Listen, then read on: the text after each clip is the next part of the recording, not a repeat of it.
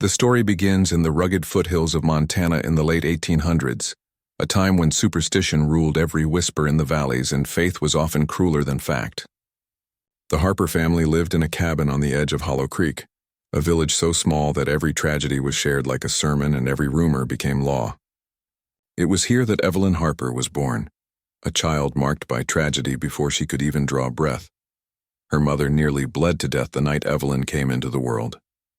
The midwife, trembling, muttered that such blood loss was a sign.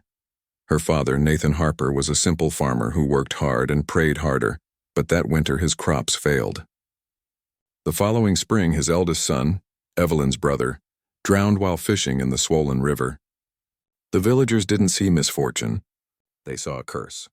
And at the center of it, they saw Evelyn, small, pale, with hair like spilled ink and eyes too solemn for a child. When she learned to walk, people crossed themselves when she passed. When she laughed, someone's cow would die or a cart would break. By the time she turned 10, she had already learned to make herself invisible. Her father's voice grew colder, her mother's touch weaker.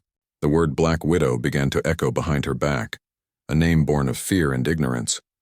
They said she was destined to bring death to any man who looked at her with love. Evelyn tried to prove them wrong. She helped her neighbors, prayed at church, and kept her head bowed. But fate, or perhaps coincidence, never stopped punishing her. When she was 16, a boy named Thomas Miller, kind-eyed and gentle, began to talk to her after Sunday service. He didn't believe in curses. He said the villagers only feared what they didn't understand.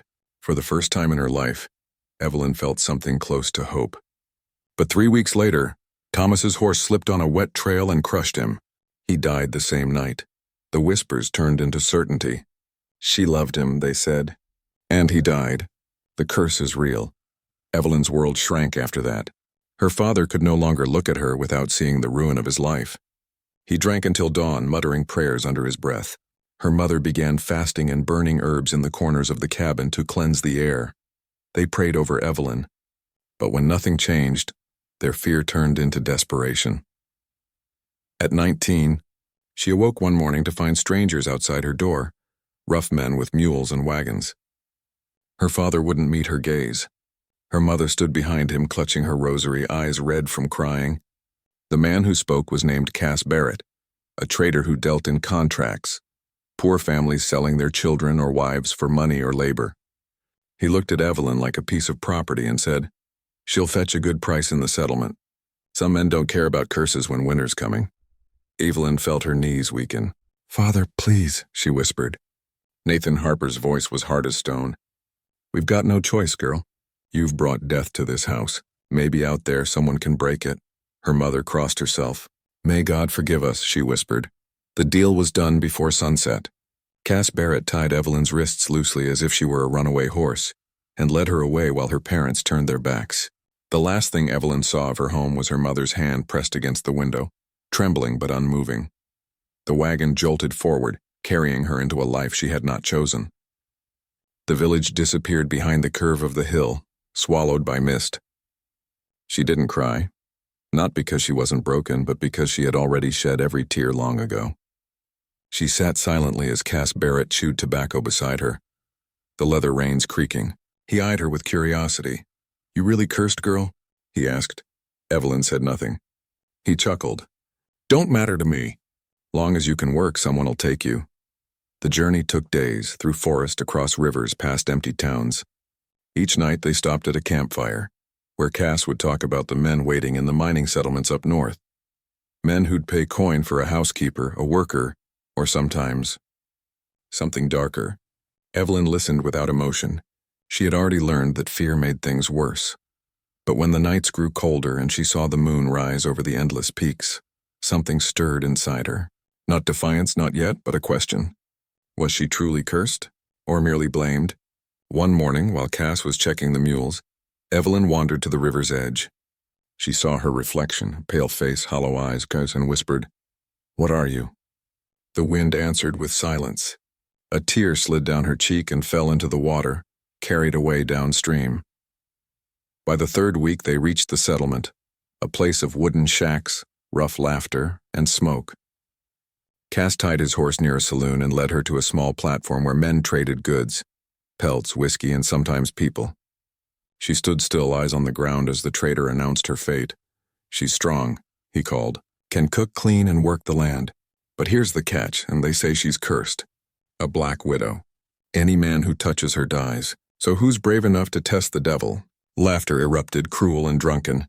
Men jeered, throwing coins and insults. Evelyn stood like a ghost among them, every humiliation slicing her deeper. Yet beneath the noise she felt something strange, and not despair, but a kind of numb acceptance. If the world already saw her as a monster, then she could at least stop pretending to be human. But just as Cass was about to lead her away, unsold and unwanted, a shadow moved through the crowd. A tall man wrapped in a fur coat, with snow still clinging to his boots. His face was weathered, beard streaked with gray, but his eyes, they weren't mocking. They were steady, calm like a mountain before a storm. He stepped closer and the crowd fell silent. "How much for the girl?" he asked. Cass sneered. "Didn't you hear me, Boone? She's cursed. Black widow. Killed a man just by loving him." The stranger shrugged. "Then maybe I'm already half dead." "How much?" Cass hesitated, then smirked. 10 silver. The man tossed a pouch at his feet. "Done." Without another word, he cut the rope from Evelyn's wrists and draped his coat around her shoulders. The warmth shocked her. She looked up at him, stunned. He didn't meet her eyes, not out of fear but respect. "You're free now," he said quietly. "But if you've nowhere to go, you can come with me." For the first time in years, Evelyn's throat tightened with something she didn't recognize. Not fear, not shame, but hope. She nodded slowly. "Where?" she whispered. He smiled faintly. "North, where the world forgets to be cruel." The wind howled through the settlement as the two of them mounted his horse and rode away, disappearing into the white horizon. The villagers stared after them, murmuring. Some said the mountain man had just bought his death, but others whispered that perhaps, just perhaps, the curse had finally found its match. And so began the strange journey of Evelyn Harper, the woman sold as a curse, and Silas Boone, the man who called her blessed. The snow bit at Evelyn's face as she rode behind Silas Boone, the mountain man who had bought her freedom. Her hands clung to the edge of his worn coat, the scent of pine and smoke surrounding her like a strange kind of comfort. For 3 days they rode north, away from the settlement, past rivers frozen in silence and forests heavy with snow. The world seemed endless, wild and white, and for the first time no one was whispering her cursed name. Silas barely spoke, but his silence wasn't cruel. It was the silence of someone who had long made peace with loneliness. When he did speak, it was short and calm.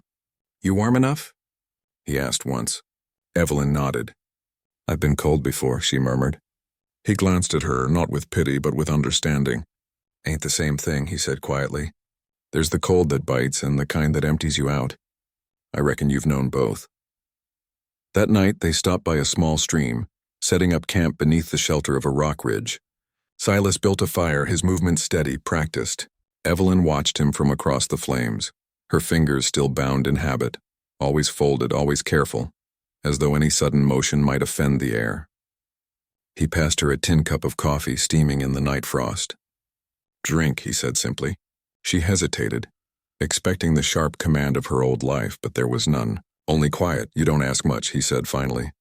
"I've learned not to," she replied. He nodded, staring into the fire. "The world don't ask either. It just takes." The words struck her, not as a warning, but as a truth. For years the world had taken everything from her, her family, her name, her dignity. Yet here was a man who offered warmth without demand. She didn't understand it, and that frightened her more than cruelty ever had. By the 4th day, they reached a small settlement nestled between 2 ridges, Copper Bend, a place of trappers, lumbermen, and fortune-seekers. Silas led his horse through the main street, past the saloon and general store. Men watched from porches, women peeked through frosted windows. A stranger with a woman always drew eyes, and gossip in such places traveled faster than smoke. Silas stopped in front of the supply post. "Wait here," he said, then disappeared inside. Evelyn stayed by the horse, trying to make herself small. She could feel the stares, rough, judging, hungry. A group of miners whispered nearby. "Who's the girl?" one said. "Boone's got himself company. Heard that trader passed through last week." Sold some cursed girl a black widow or something. Then he's a dead man walking. Evelyn's heart stilled. They knew. They always knew. No matter how far she went, her past seemed to follow like a shadow that never tired. She turned slightly, ready to run, but Silas emerged from the post carrying supplies on his shoulder. He saw the look in her eyes and paused. "You heard them," he said. She nodded weakly. "Then hear me too," he added, voice firm. "They don't get to decide who you are. You understand?" She stared at him, speechless. No one had ever said that to her before. Her parents had condemned her. The traitor had sold her. The world had named her damned. But this man, a stranger, looked at her as though she could be something else. For a moment her throat ached with unshed tears. She lowered her eyes. "Yes," she whispered. They left the town before dusk, heading deeper into the mountains. The path wound upward, narrower and steeper, until the world below disappeared beneath mist. The journey was brutal, but Silas didn't rush. When she stumbled, he stopped. When she was too tired to speak, he found shelter and built a fire. Slowly, Evelyn began to breathe again. Not in fear, but in something like freedom. On the 6th evening, they reached his home, a cabin built into the side of a mountain, overlooking a frozen valley. Smoke curled from the chimney, and the air smelled of pine resin and snow. Evelyn stood at the edge of the clearing, her breath visible in the cold. "You live here? Alone?" she asked. Silas untied the horse and smiled faintly. "Been that way near 10 years. Had a wife once. Fever took her. After that, the world didn't seem to need me much." He pushed open the cabin door and motioned for her to enter. The inside was warm, simple. A stone hearth, a rough table, 2 chairs, and a bed made of furs. Everything was neat, deliberate. There were books on a shelf, tools on the wall, dried herbs hanging from the rafters. To Evelyn, it looked like something out of a story, a place untouched by malice. "You can take the bed," he said. "I'll sleep by the fire." She shook her head quickly. "I can't." "You can," he interrupted gently. "And you will." His tone left no room for argument, yet it wasn't harsh. It was simply kind, in the way kindness often startles those who've never known it. Evelyn moved slowly, touching the wooden frame as if afraid it would vanish. She sat on the edge of the bed and stared at her hands. "Why did you buy me?"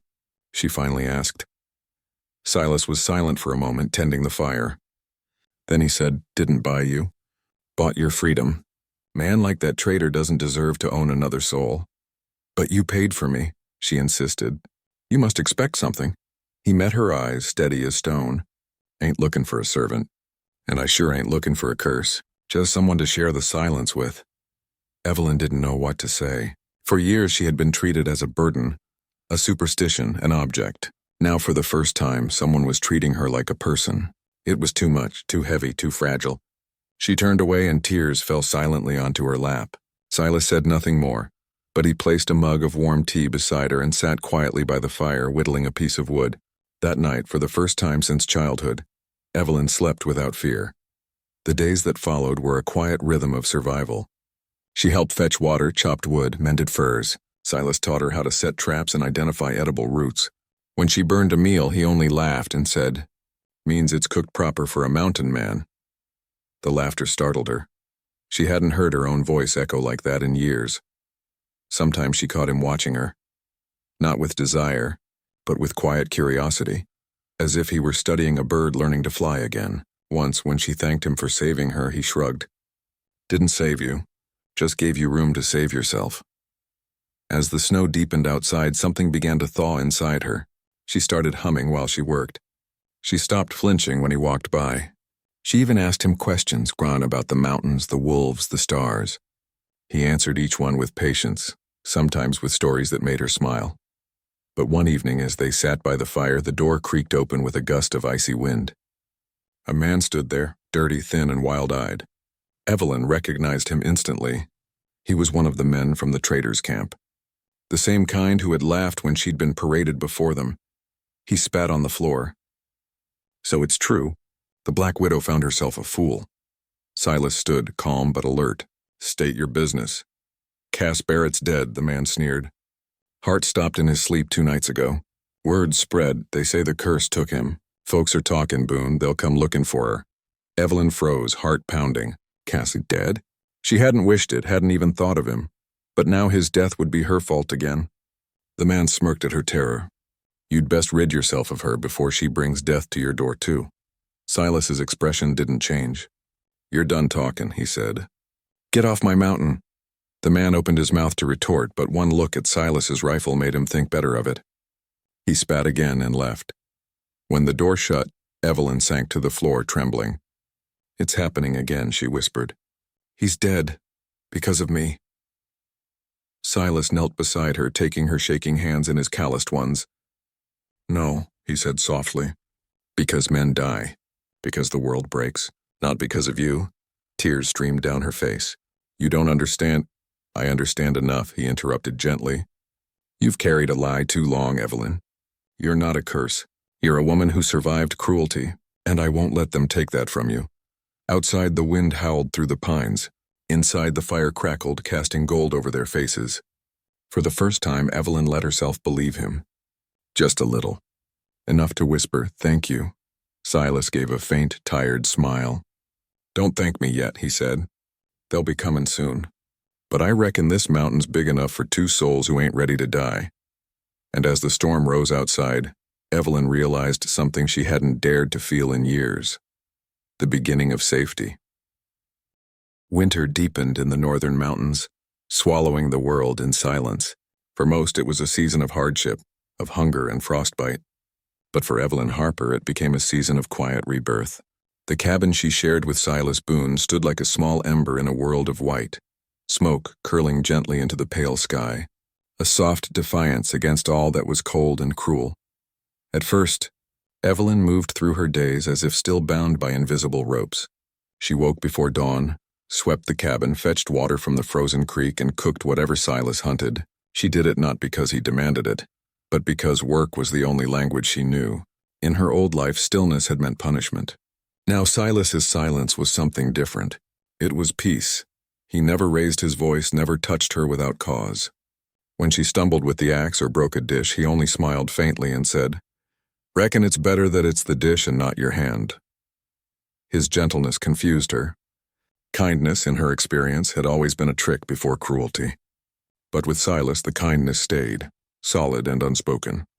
One morning, Evelyn found him outside chopping wood, snowflakes collecting in his beard. He swung the axe with easy strength, each strike echoing through the still air. When he saw her watching, he paused. Cold don't wait for anyone, he said, breath misting. Best learn to cut your own fire if you plan to stay. I don't know how, she admitted softly. He stepped aside, planted a log, and handed her the axe. Then today's the day you do. Her fingers trembled as she gripped the handle. It felt heavy, awkward. She swung, too soon, too weak, and the axe head barely nicked the wood. She winced, expecting mockery. But Silas only nodded, again. They stayed like that for hours, her learning, him guiding, both patient with the slow rhythm of new beginnings. By midday, she managed a clean split. Her eyes widened in surprise. Silas chuckled, rubbing his beard. Told you. Nothing in this world is as unbreakable as it looks. Those words lingered with her all day. When she carried the logs inside and stacked them neatly, she whispered them to herself. Nothing is unbreakable. Not even her. As the days passed, the cabin became more than shelter. It became a home.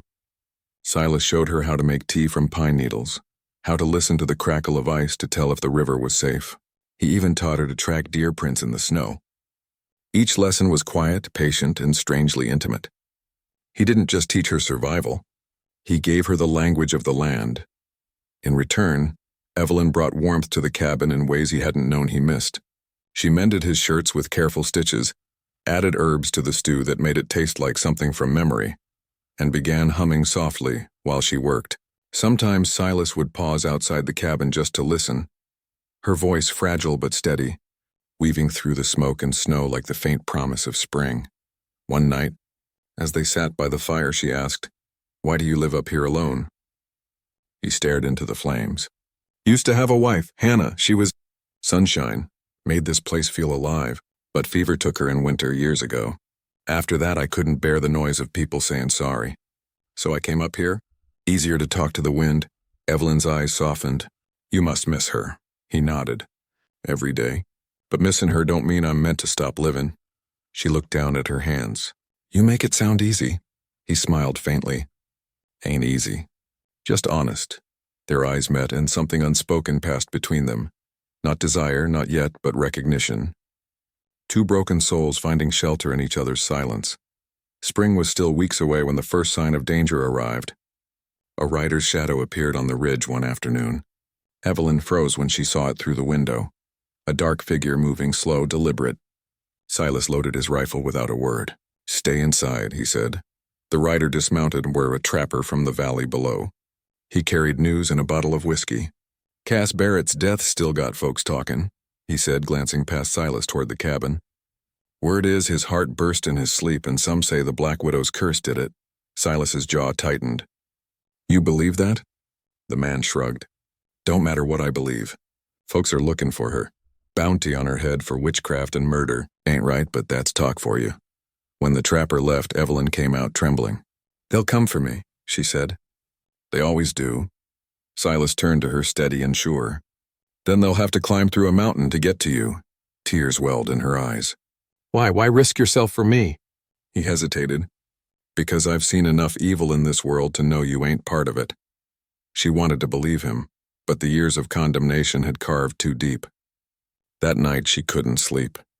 She watched the firelight flicker across the wooden walls and thought about the man who'd died, Cass Barrett. She didn't mourn him, yet she couldn't escape the guilt that followed her like breath. Near dawn, she slipped outside barefoot in the snow and fell to her knees before the frozen creek. If I'm cursed, she whispered to the sky, take it from him. Don't let him die because of me. Silas found her there, shivering, tears freezing on her lashes. He didn't scold or drag her inside. He simply wrapped his coat around her shoulders and crouched beside her. You keep asking the world for forgiveness that was never yours to give, he said softly. You didn't bring death, Evelyn. You just lived while others didn't. That's not a curse, that's survival. The words cracked something inside her. She turned toward him, trembling. How can you be so sure? He smiled sadly. Because the curse don't bring warmth into a dead man's home. She broke then, years of fear and shame spilling out in sobs that shook her whole body. Silas held her, not to claim her, but to keep her from breaking apart completely. When she finally stilled, he whispered, You're safe now. You hear me? Safe. The days that followed changed everything between them. Evelyn laughed more, moved with surer steps. She began keeping a journal, carving words into scraps of old paper, thoughts she couldn't say aloud. Silas pretended not to notice, though sometimes he'd find one tucked on the table after supper, with small lines like, I think peace is not the absence of fear, but knowing someone will stand beside you when it comes. He'd smile, fold the paper, and keep it in his coat pocket. The mountain, once a cold fortress, now felt alive. The birds returned. Streams thawed. Evelyn planted seeds outside the cabin, small fragile things that might not even grow, but she planted them anyway. Hope, after all, was a habit learned slowly.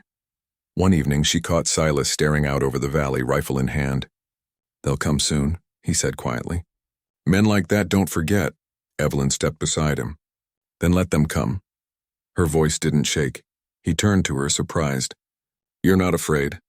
I am, she said, but not of them anymore. He looked at her then, really looked, and saw not the frightened girl he'd rescued, but a woman reborn in firelight and faith.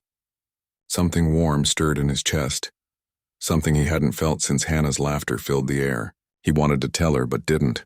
Words he'd learned were fragile things. Instead, he nodded once and said, Then we'll face it together. That night, as the wind howled through the pines, Evelyn stood by the window and watched the snow fall.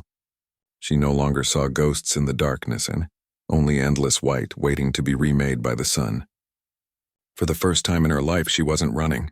Inside, the fire burned steady, and for the first time she believed that perhaps, just perhaps, she wasn't cursed at all.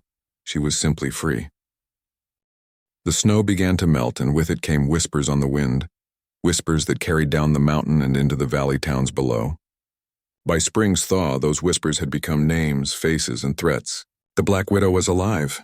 The witch who killed her husband was hiding in the high country. Evelyn didn't need to hear the words to know the world was coming for her. She felt it in the shift of the air, in the uneasy way the birds grew quiet at dusk. The peace she and Silas had built, fragile as a glass lantern, began to flicker under the shadow of what approached. One morning, Silas saddled his horse with grim purpose. "I'm going down to town," he said. "Need to see what's being said. You stay here. Keep the rifle close." Evelyn's hand tightened around the wooden table. "If they find out you're helping me?" He stopped her with a look steady as stone. "I don't hide from truth, Evelyn. Not anymore." That look, the calm in his storm-gray eyes, only did something to her. She wanted to believe his strength was enough for both of them. But when he rode off, leaving the cabin small against the endless trees, she felt the old fear creeping in again, that everyone who ever touched her heart would die because of it. Silas returned at dusk, his face shadowed and silent. The air between them was thick with what he didn't say. "What did you hear?" she asked softly. He poured water into the basin, washing the dust from his hands before he answered. "There's a posse heading this way. 3 men, maybe 4. Barrett's brother among 'em." Evelyn went still. "Then it's over." "No," Silas said, his voice hardening. "It's just beginning." She looked at him, eyes glistening. "You can still leave me. They'll forgive you if you hand me over." He slammed his palm on the table. "You think I'd live with myself after that? You think I could look at this place, at you, and pretend I didn't know what's right?" Her breath caught. "Why, Silas? Why fight for me?" He met her gaze, and for a long moment the only sound was the crackle of the fire. "Because the first time you smiled, I stopped feeling like a ghost." The words hit her like sunlight breaking through years of rain. But before she could speak, thunder rumbled outside, low and distant. A storm was coming. In the mountains, storms meant survival depended on who you stood beside. That night, the wind tore through the cabin like a living thing. Silas secured the shutters while Evelyn kept the fire alive. Lightning flashed across the sky, splitting the darkness into fragments of white and shadow. In that trembling light, she caught his face. Calm, strong, certain. "They'll come tonight," he said. "Men like that don't wait for daylight when they've got vengeance in their veins." She swallowed hard. "And if they do?" He loaded his rifle with slow precision. "Then I aim true. You stay behind me no matter what happens." She nodded, though her heart screamed otherwise. Every instinct told her to run, to flee before she cursed him too. But this time she didn't move. She couldn't. She'd spent her whole life running from lies. For once she wanted to stand for truth. The first gunshot came just after midnight. It shattered the quiet, ripping through the wind and echoing across the valley. Silas shoved Evelyn toward the hearth. "Stay down," he barked, stepping into the doorway. Outside, the storm howled, snow and rain swirling together like chaos made flesh. Through it, 3 shapes emerged, lanterns swaying. "Boone," one of them shouted. "We know she's in there." "Hand over the witch and we'll let you live." Silas raised his rifle. "Ain't no witch here. Only a woman with more heart than the lot of you put together." Laughter echoed cruelly. "Then you'll die with her." The men opened fire. Bullets splintered the doorframe, the windows. Evelyn screamed as glass burst beside her. Silas returned fire, the thunder of his rifle blending with the storm itself. "Silas," she cried, crawling across the floor to reload the spent cartridges. He grabbed them without a glance, his focus unbroken. "Stay low," he yelled. "Don't let him see you." The storm grew wild, wind ripping through the roof, rain flooding the threshold. One of the attackers rushed forward, breaking through the snow line. Silas fired once. The man fell without a sound. "To left," he shouted, eyes scanning the darkness. Evelyn's hand shook, but not with fear this time, with fury. Fury at the years stolen from her, the names they'd called her, the bruises that had shaped her silence. She grabbed the shotgun hanging by the door, the one Silas had taught her to use, and took aim through the shattered window. When the next man appeared, she pulled the trigger.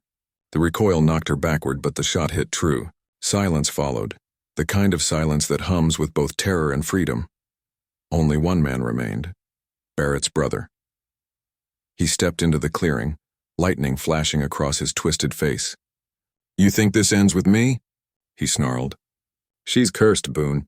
She'll take you same as she took my brother." Silas stepped forward, rifle aimed but voice calm. "Your brother died because his heart was rotten long before it stopped beating."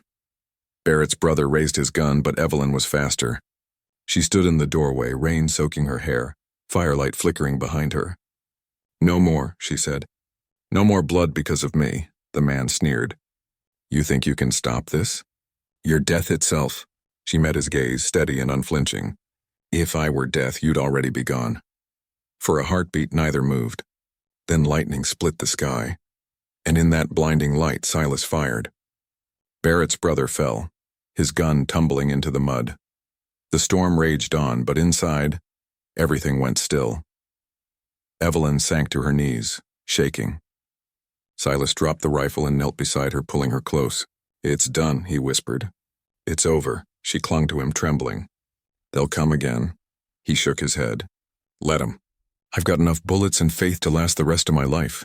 She looked up at him, eyes wide and wet. "You don't understand. Wherever I go, death follows." He brushed a strand of hair from her face, his touch tender and sure. "Then maybe it's time you stopped seeing yourself as cursed. Maybe you're just the one who survived what others couldn't." Something inside her broke, not from pain, but from release. Tears streamed down her face as she whispered, "You think I'm worth all this?" Silas smiled faintly. "I don't think. I know." Lightning lit his face again, lined, strong, utterly alive. And for the first time, Evelyn saw what love looked like when born from courage, not pity. It wasn't loud or pretty. It was steady like the mountain itself. By dawn, the storm had passed.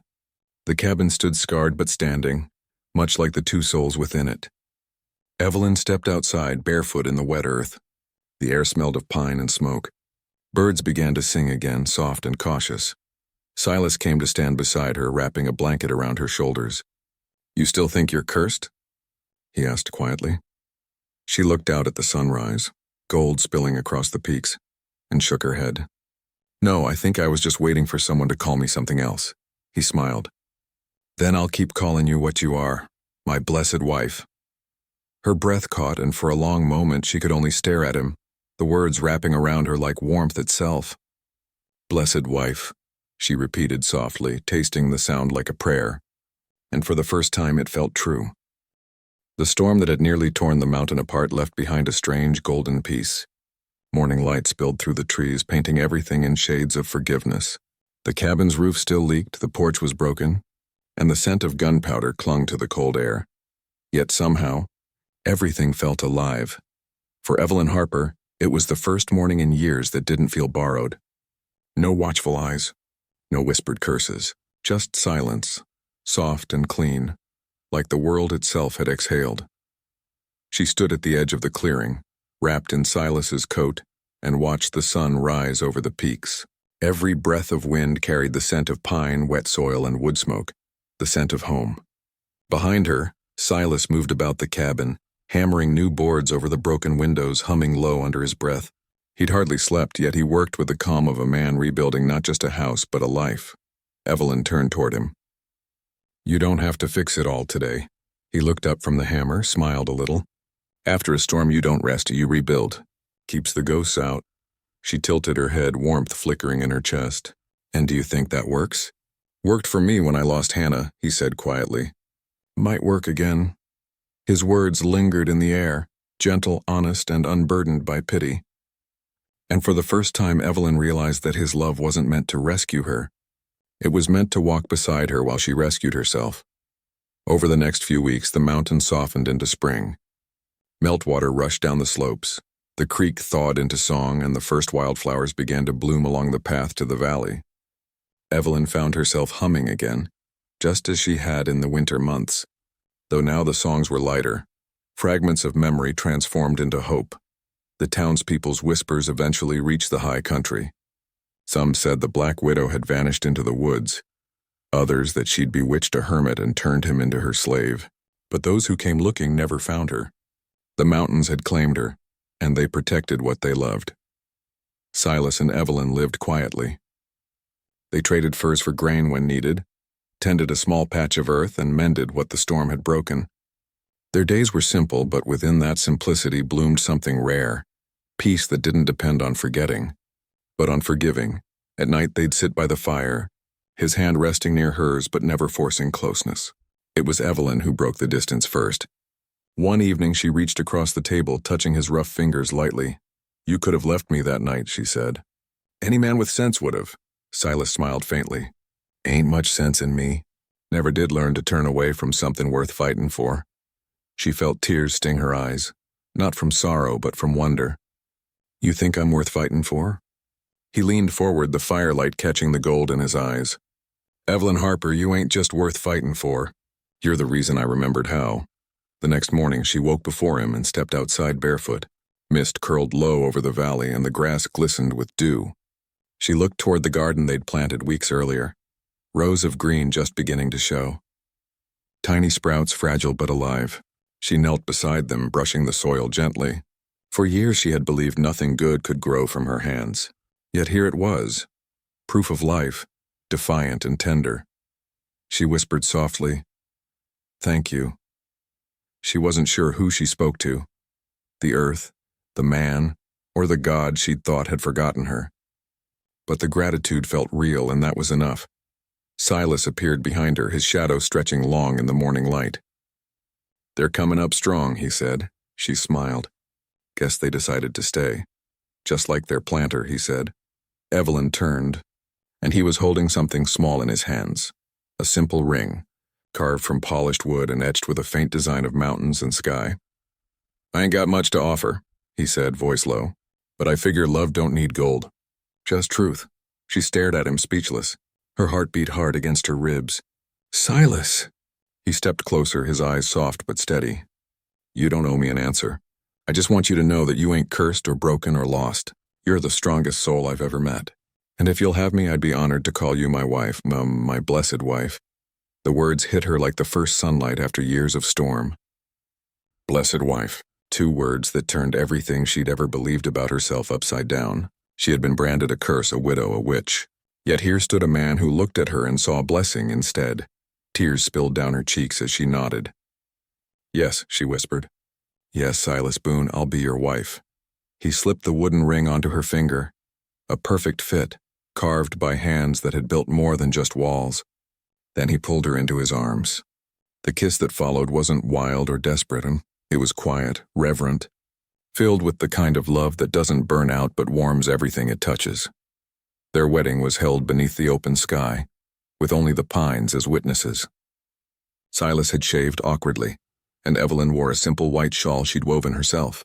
The wind carried the scent of wildflowers and the sound of the creek below.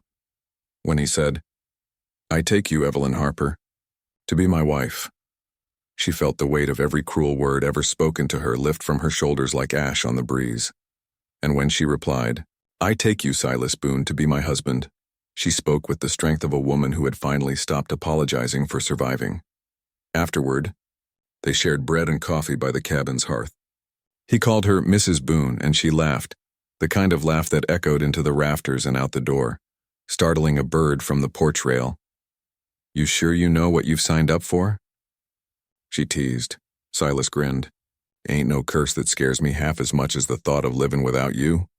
She leaned against him, resting her head on his shoulder. "Then we're even," she murmured. Seasons turned. Summer brought fruit to the trees and life to the valley. Evelyn kept her journal, filling page after page with words she once feared to write. Some nights she'd read them aloud while Silas smoked by the fire. "I used to think being called a widow meant I'd buried love with the dead. Now I know it means I lived long enough to find it again." Silas would smile, slip an arm around her and say, "Reckon that's worth remembering." By the time autumn arrived, Evelyn's name no longer belonged to whispers. The few travelers who passed through the high trail spoke of the woman of the mountain, the healer with kind eyes and the man who loved her fiercely. The past, once sharp and heavy, had faded into something softer, not forgotten, but forgiven. On the first snow of the next winter, Evelyn stepped outside as the flakes began to fall. She held out her hand, catching one on her palm. Behind her, Silas joined her, wrapping his arms around her waist. "Storm's coming again," he said. She smiled. "Let it. We've got a roof strong enough now." He chuckled softly, kissing the top of her head. "You know, I used to think this mountain needed me. Turns out it was waiting for you." Evelyn looked out at the vast white horizon, her ring glinting faintly in the cold light. "Then maybe we both found what we were looking for." The wind howled through the trees, not in warning this time, but in song. The same land that once hid her now held her gently, as if claiming her at last. And when Silas whispered again, "My blessed wife," she closed her eyes and smiled, because for the first time in her life she believed it.